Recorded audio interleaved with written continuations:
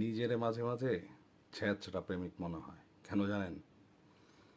প্রেমিক যেমন তার প্রেমিকের পিছনে তার পাত্তা দেওয়া না সত্ত্বেও ঘুরতে থাকে, আমার হয়েছে একই অবস্থা। আমি ভাই বাংলাদেশ ক্রিকেটের পেছনে কতবার বলছি কোনো খোঁজখবর নিব না, এবারই শেষ, আন না, এই এরা পারে না, এদের বদলান, এমন করেন, ওরকম করেন, এটা করেন, ওইটা করেন, এদের খেলা দেখবো না, এই সেই হাবি যাবি। দিন শেষে না ভাই পারি না, কেন জানি ভাই পারি না। আমার কলিগরা আমারে বলে, আমি আপনি না খেলার খবর রাখেন না, আপনি এখন কেমনে বলতেছেন এরকম স্কোর, এটা সেটা হাবি যাবি। আসলে রে ভাই, সমস্যাটা হইতেছে এই প্রেমটা ছোটোবেলার থেকে ঢুকে গেছে। আপনারা আমরা যতই গালিগালাজ করেন, এই প্রেমটা ভাই আমি ছাড়তে পারতেছি না। এই ক্রিকেটটা মোটামুটি যত খারাপই খেলুক, বাংলাদেশ তো পছন্দ করতেই হয়, উপায় নেই। গোলাম হোসেন